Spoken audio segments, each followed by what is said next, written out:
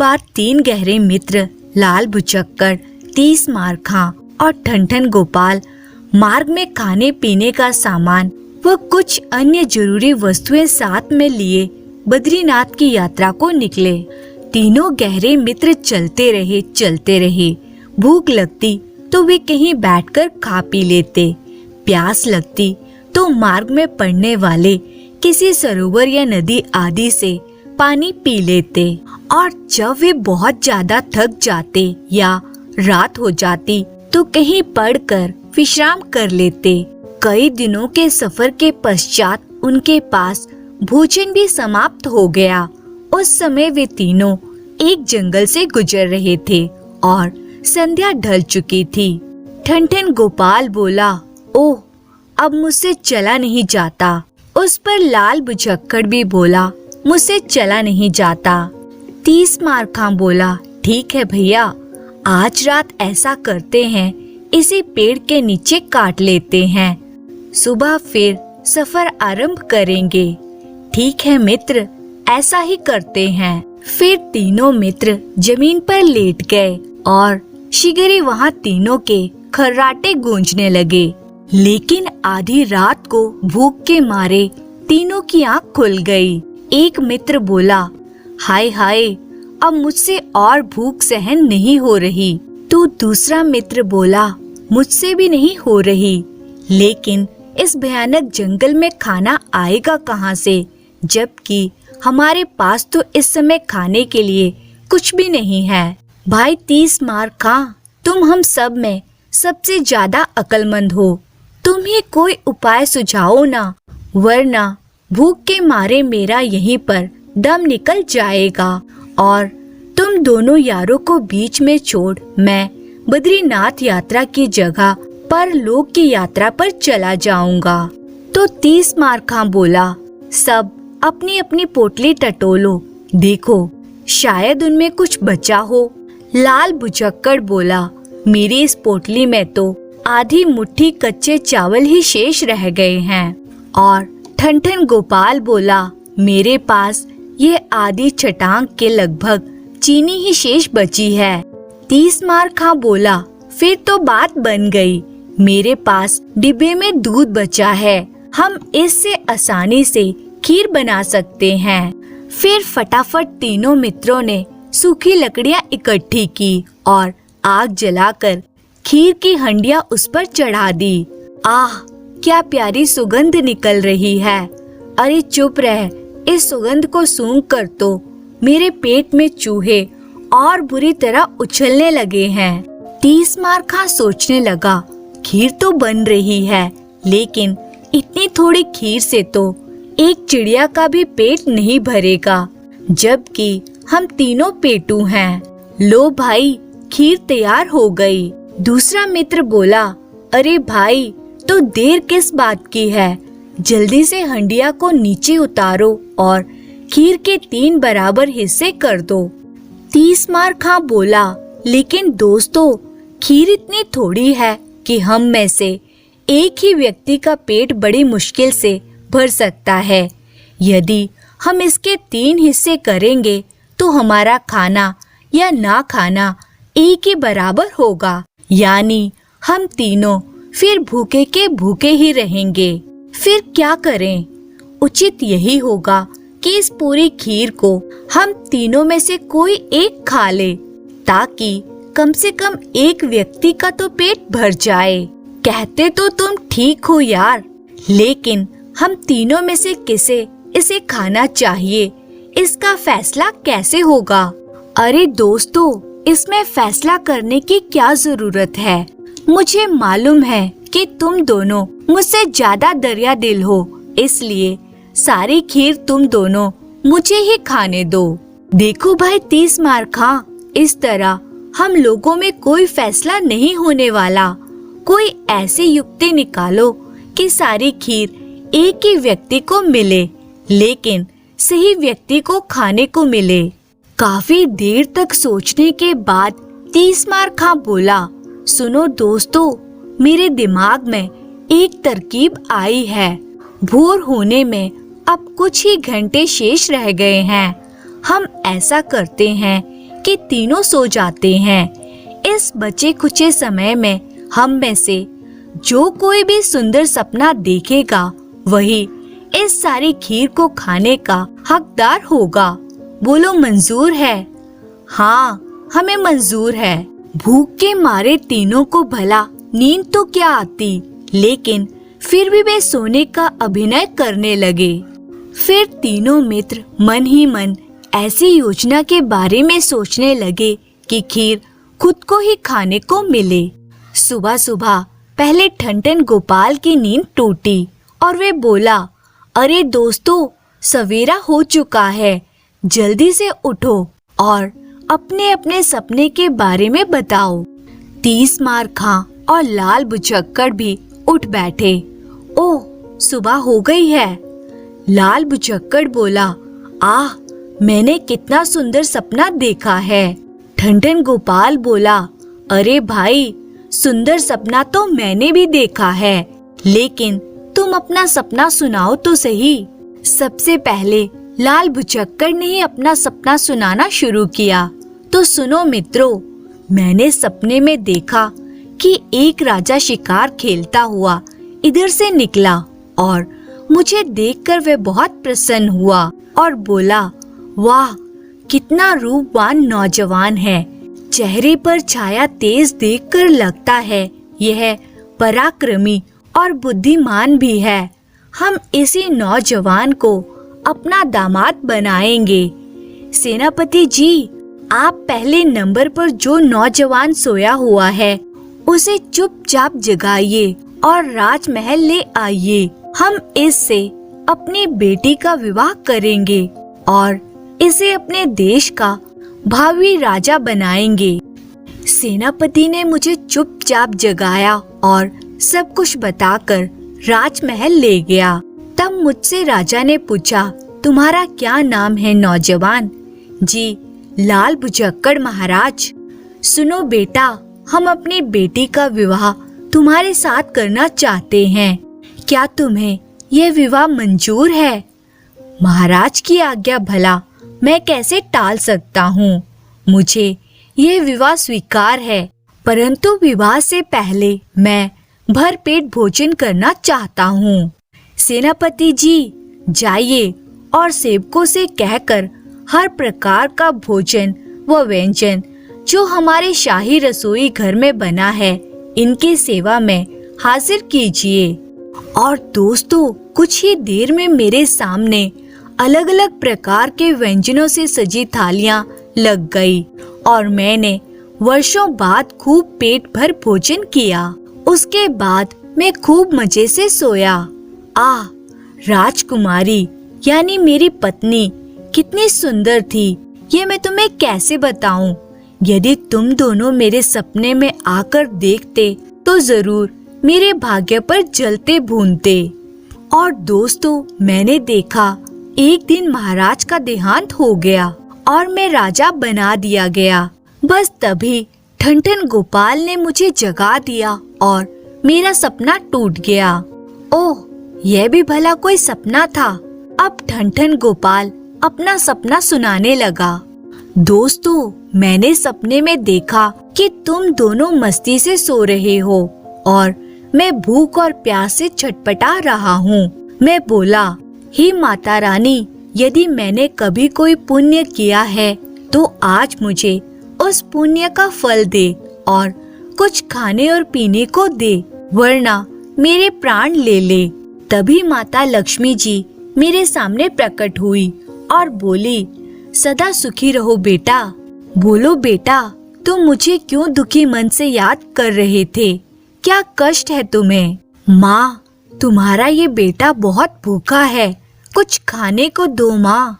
तुरंत माता लक्ष्मी ने अपना हाथ धरती की ओर किया और उनके हाथ से तरह तरह के व्यंजनों से सजी थालियां निकलकर धरती पर मेरे सामने सजने लगी। फिर माँ ने स्वयं अपने हाथों से मुझे भोजन कराया। काश वे दृश्य तुम देखते तो समझते कि मैंने तुम दोनों से कितना अधिक पुण्य किया था। पेट भर खाना खिलाने के बाद माता ने मुझसे पूछा, तुम्हारी कोई और इच्छा हो तो मुझे बताओ बेटा। माँ, हम तीनों इस गरीबी की जिंदगी से उब चुके हैं। रोज रोज इस पेट के लिए सोचना पड़ता है।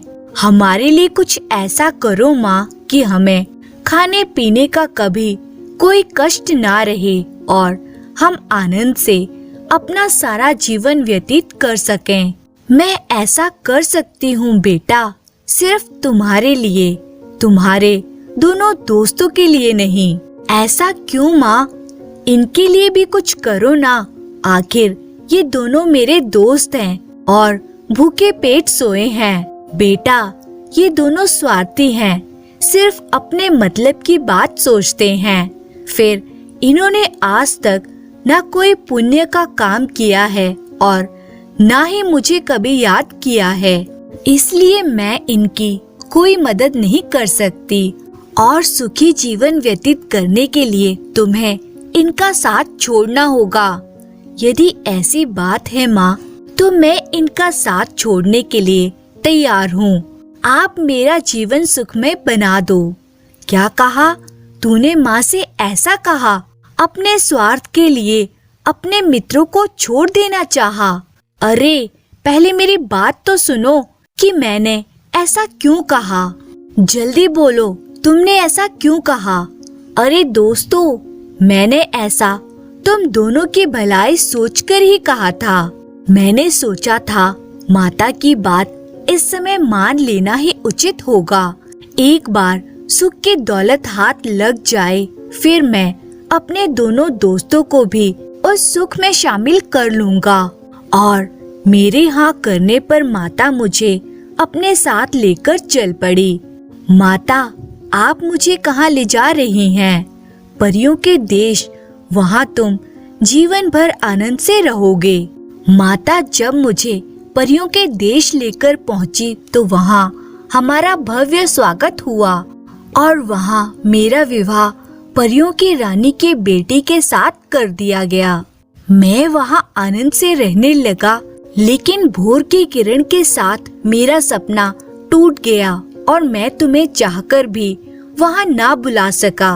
अच्छा भाई 30 मारखा, अब तुम भी जल्दी से अपना सपना सुना डालो ताकि इस बात का फैसला हो सके कि किसका सपना ज्यादा सुंदर था। मेरे विचार से तो तुम दोनों का सपना मेरे सपने से ज्यादा सुंदर है।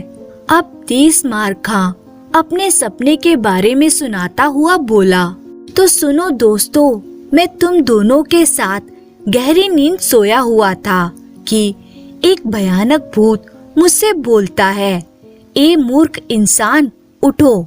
उस भयानक भूत को देखकर मेरा रोम रोम कांप उठा। आप कौन हैं और मुझसे क्या चाहते हैं? मैं काल दूत भूत हूँ और रात को उन लोगों का आहार करता हूँ जो भूखे सोते हैं। क्योंकि तुम भूखे सोए हो, इसलिए आज रात मैं तुम्हारा आहार करूँगा। मेरा ही क्यों भूत महाराज, मेरे 2 साथी भी तो भूखे सोए हैं। आप उनका आहार क्यों नहीं करते? अरे मूर्ख, तेरे दोनों साथी बहुत चालाक और धूर्त हैं। इन्होंने सपने में ही इतना भोजन कर लिया है कि इन्हें 7 दिन तक भूख नहीं लगेगी, इसलिए मैं तुझे ही खाऊंगा। मुझे माफ कर दीजिए भूत महाराज, मैं आपको विश्वास दिलाता हूँ कि आज के बाद मैं कभी भूखा नहीं सोऊंगा। ऐसा हरगिज नहीं हो सकता। मैं तेरी तरह मूर्ख नहीं हूँ जो तुझे छोड़कर भूखा रह जाऊं और मेरे राजा मुझे भूखा पाकर मुझे खा जाएं। चल, अब मरने के लिए तैयार हो जा। नहीं नहीं, मुझे मत मारो। दोस्तों, मैं उस भूत के आगे बहुत गिड़गिड़ाया, बहुत रोया धोया, लेकिन उस जल्लाद भूत को मुझ पर जरा भी दया ना आई और उसने मेरी बहुत पिटाई की।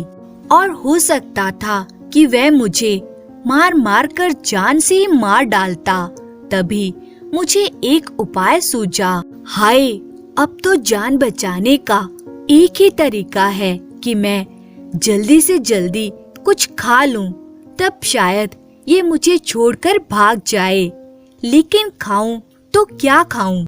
याद आया हंडिया में थोड़ी सी खीर रखी है, क्यों ना फिलहाल उसी से पेट भर लूं। यह सोचकर मैं तुरंत हंडिया की ओर झपटा और झटपट खीर की हंडिया साफ करने में जुट गया।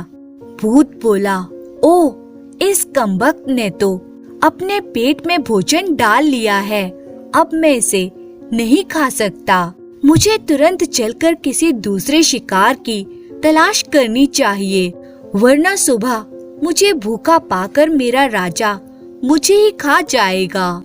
और भूत तुरंत वहाँ से भाग खड़ा हुआ। हे ईश्वर, तेरा लाख लाख धन्यवाद, जो जान बची लाखों पाए। खीर खाकर 30 मार खां ने अपने प्राण बचाए।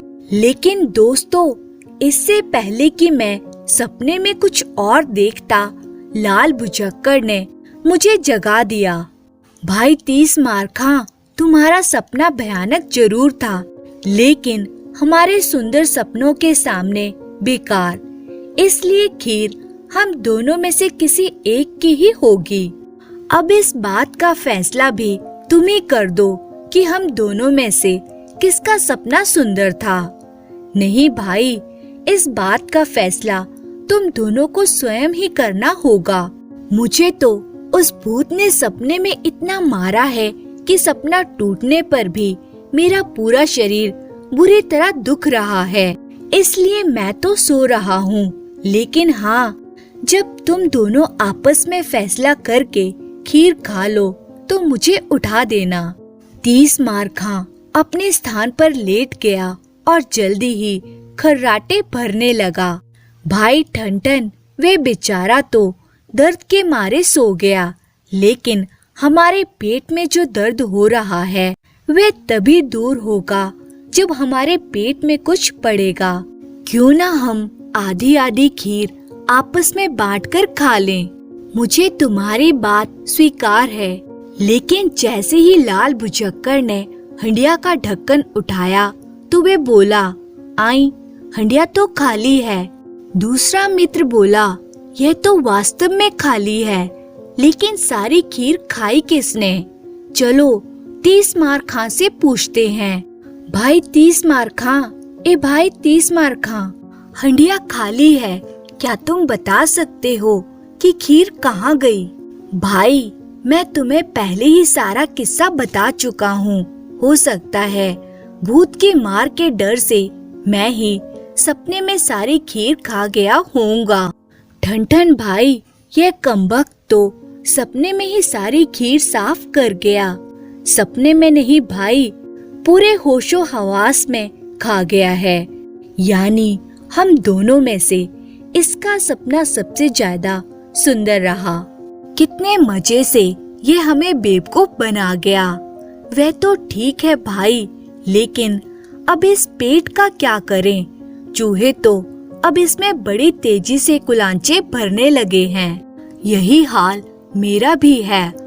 अब तो इन चूहों को शांत करने का केवल यही उपाय है कि जंगल में फलदार पेड़ तलाश करके फल खाए जाएं। दोनों ने मिलकर एक फलदार पेड़ ढूंढ ही लिया और पेड़ से फल तोड़कर अपनी भूख मिटाई। और जब वे 30 मार खां के निकट पहुँचे तो वे बोला, चलो दोस्तों, अब मैं सफर करने के लिए बिल्कुल तैयार हूँ। और दोनों मित्र मन ही मन कुनमुनाते हुए 30 मार खां के साथ आगे बढ़ चले। चलते चलते वे संध्या ढलने तक एक शहर में जा पहुँचे। दोस्तों, हमें सफर करते हुए कई दिन हो गए हैं। हमें किसी से ये मालूम करना चाहिए कि बद्रीनाथ कहाँ है और हम सही दिशा में आगे बढ़ भी रहे हैं या नहीं। चलो, वे जो साधु महाराज बैठे हैं उनसे ही बद्रीनाथ का मार्ग पूछते हैं। तीनों उस साधु के पास पहुँचे और बोले, प्रणाम महाराज। सुखी रहो बच्चों, कहो क्या बात है? महाराज, हम बद्रीनाथ की यात्रा पर निकले हैं और क्या आप हमारा मार्गदर्शन कर सकेंगे? अरे बेटा, इस मार्ग पर बद्रीनाथ कहाँ है? तुम लोगों ने तो गलत मार्ग पकड़ा है। बद्रीनाथ धाम तो यहाँ से ठीक विपरीत दिशा में है, यानी जहाँ से तुम लोग आ रहे हो उसी दिशा में है। महाराज, फिर तो हमारी सारी मेहनत और लगन पर पानी फिर गया। लगता है अब हम लोग कभी बद्रीनाथ की यात्रा नहीं कर पाएंगे। निराश मत हो मेरे बच्चों, इस नगर के अंत में भी भोले बाबा का पवित्र स्थल है। तुम लोग उसी स्थल के दर्शन करके भी पुण्य कमा सकते हो। क्या सच? हाँ बच्चों, तुम यहाँ से सीधे नाग के सीध में चलते जाओ और जिस स्थान पर तुम्हें सबसे ज्यादा सजावट दिखाई पड़े, समझ लेना वही भोले बाबा का पवित्र स्थान है। रात वहीं ठहरना और सुबह भोले बाबा के दर्शन कर लेना। आपका बहुत बहुत धन्यवाद महाराज। अब हमें आज्ञा दीजिए। जाओ मेरे बच्चों, मेरा आशीर्वाद तुम्हारे साथ है। और साधु ने अपनी झोली से कुछ निकालकर उन्हें देते हुए कहा, ये लो भोले बाबा का ये प्रसाद भी लेते जाओ। जब थकान हो या मन उचाट हो तो इस प्रसाद को खा लेना, फिर देखना इसका चमत्कार। फिर तीनों मित्र आगे बढ़ चले। दोस्तों, मैं तो चलते चलते थक गया हूँ, क्यों ना हम थोड़ी देर यहाँ आराम कर लें। दोस्त, थक तो मैं भी गया हूँ, लेकिन सुस्ताने के बजाय हमें साधु महाराज का दिया भोले बाबा का प्रसाद खा लेना चाहिए। और फिर तीनों ने झटपट साधु का दिया प्रसाद निकालकर खा लिया और आगे बढ़ चले। लेकिन जल्द ही उस प्रसाद ने तीनों पर अपना रंग दिखाना शुरू किया।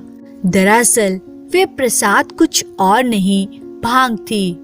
एक मित्र बोला, आह, जन्नत की सैर का मजा आ रहा है। तो दूसरा बोला, लेकिन भाई मेरी तो खोपड़ी घूम रही है। और तीसरा बोला, मुझे तो एक के चार दिखाई दे रहे हैं। अरे यारो, ये भोलेनाथ के प्रसाद का चमत्कार है। बोलो, उस प्रसाद को खाकर क्या तुम अब जरा भी थकावट महसूस कर रहे हो? जरा भी नहीं, लेकिन मन ऐसा कर रहा है कि यहीं पसर जाऊं।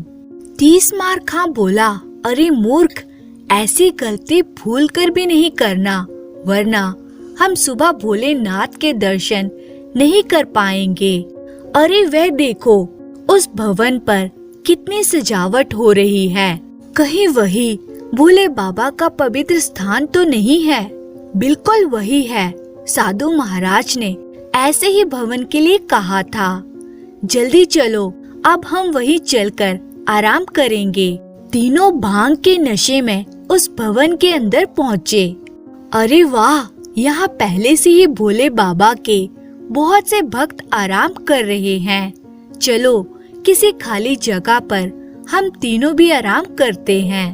तीनों एक खाली कमरे में जाकर सो गए और जल्दी ही उनके खर्राटे वहाँ गूंजने लगे। दरअसल वह भवन एक सराय थी, जिसे उस देश के राजा ने विशेष रूप से आलसियों के ठहरने के लिए बनवाया था।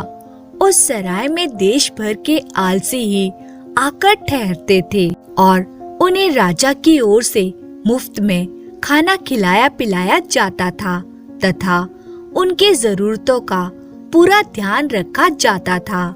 लेकिन अब इसे 30 मार खां, ठनठन गोपाल और लाल भुजक्कड़ का सौभाग्य कहिए या दुर्भाग्य कि उस रात उस देश के राजा को एक सनक सवार हुई और वे बोला, महामंत्री जी, हमने जो आलसियों के रहने के लिए सराय खुलवा रखी है, हम जानना चाहते हैं कि वहाँ वास्तव में आलसी ही ठहरते हैं या पाखंडी।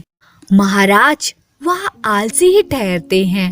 भला झूठ मूठ का आलसी बनकर कौन अपनी मौत को दावत देने के लिए ठहरेगा?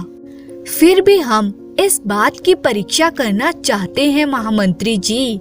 आप ऐसा कीजिए, आज रात को ही उस सराय में आग लगवा दीजिए। ये आप क्या कह रहे हैं महाराज? सराय में आग लगाने से वहाँ ठहरे आलसी मारे जाएंगे। नहीं, ऐसा नहीं होगा। जो असली आलसी होगा उसे अंत में बचा लिया जाएगा और जो नकली होंगे वे स्वयं ही आग के भय से भाग जाएंगे। महामंत्री जी ने उसी समय कुछ सैनिकों के साथ जाकर सराय में आग लगा दी। शीघ्र ही सराय में भगदड़ मच गई। भागो भागो, आग आग! शोर सुनकर ठनठन गोपाल, लाल भुजक्कड़ और 30 मार खां की भी नींद टूट गई, लेकिन अब भी वे भांग के नशे में थे। आग आग, भागो भागो! दोस्तों, ये भक्त लोग तो बड़े ढोंगी निकले। भोले बाबा की शरण में रहते हुए भी आग से भयभीत होकर भाग रहे हैं। बुज़दिल कहीं के। 30 मार खां बोला, जाने दो यारो, तुम लोग क्यों उनकी चिंता करते हो? आराम से सो जाओ। भोलेनाथ के रहते आग हमारा कुछ नहीं बिगाड़ेगी। देखते ही देखते पूरी सराय आलसियों से खाली हो गई।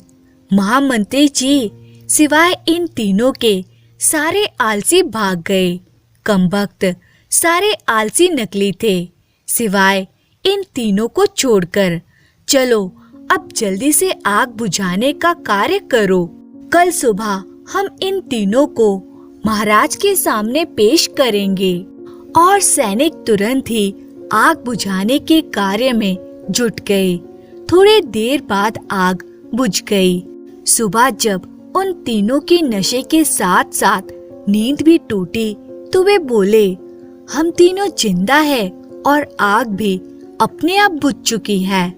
अरे दोस्तों, मैंने कहा था ना, भोलेनाथ की शरण में रहने वाले का कोई कुछ नहीं बिगाड़ सकता। फिर आग क्या चीज है? सच दोस्त, तुम बिल्कुल ठीक कहते थे। तभी महामंत्री अपने सैनिकों के साथ वहां पहुंचा और बोला, ए, तुम तीनों को महाराज ने याद किया है, चलो हमारे साथ। महामंत्री तीनों को अपने राजा के पास ले गया और राजा ने उन्हें सच्चा आलसी जानकर ढेर सारा धन इनाम में दिया। वे तीनों बोले, महाराज की जय हो, महाराज अमर रहें। वे तीनों बोले, चलो अब घर वापस चलते हैं। इतने सारे धन के साथ सफर करना खतरे से खाली नहीं होगा। अब घर चलकर भोलेनाथ का मंदिर बनवाएंगे और उनके जी भरकर दर्शन करेंगे। बोलो जय भोलेनाथ की, जय भोलेनाथ की। धन्यवाद।